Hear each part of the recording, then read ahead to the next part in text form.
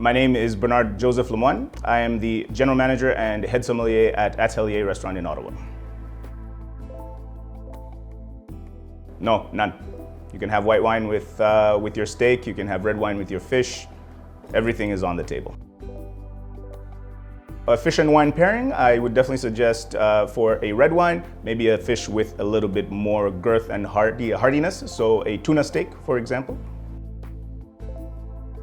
The white is Alois Lageder, the Pinot Grigio from 2019. It's 100% Pinot Grigio from Alto Adige, so we're in the northeastern part of Italy.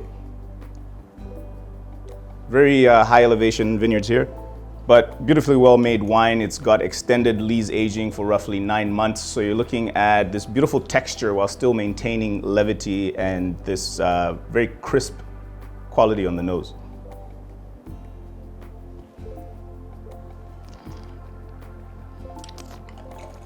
Really nice fruit profile, and finishing off with beautiful acidity. Once again, only 11.5%. Really versatile wine with things like a puff pastry.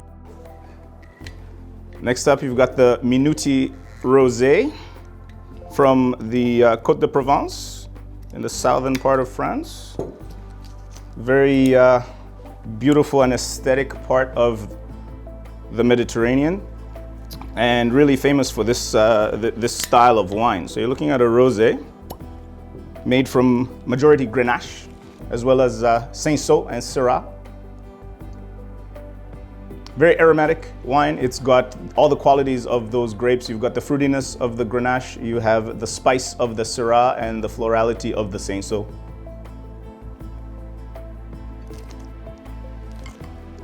Stereotypically, rosé being a summer wine, this wine is great any and all seasons, but for this particular time period, on the deck with a beautiful charcuterie board, some nice fruit compote, fatty slices of cured meat, and a little bit of a soft cheese, this wine would work famously. And for the next wine, you have the Chateau Bouscassé from Madiran. So we're in the southwest of France, south of Bordeaux, with Brumont, known for bringing back the grape Tannat to life. So here, Tannat, very tannic wine, made with a blend of a little bit of Cabernet Franc and Cabernet Sauvignon. So really rounding out the tannins with that blend. But really fruit-forward wine, but at the same time maintaining its elegance of spice quality, a little bit of tanned leather as well, and nicely floral. This is a big wine, a wine I would definitely suggest to decant.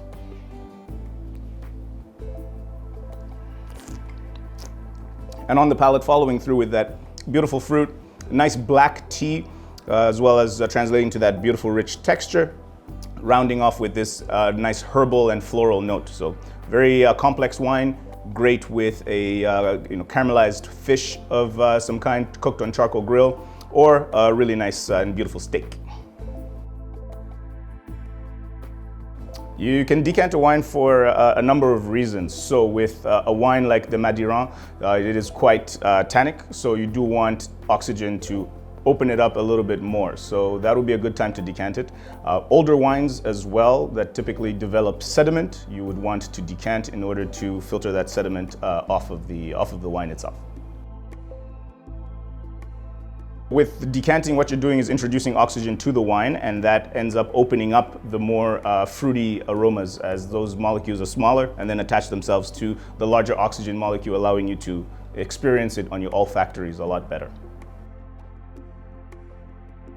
Well, so the Alois Lageder specifically is a beautiful wine simply because, for one fact and one fact alone, it is farmed biodynamically at the estate. So you're looking at a very holistic approach to winemaking. So very minimal intervention, really allowing Mother Nature to express what the Pinot Grigio from Alto Adige is all about.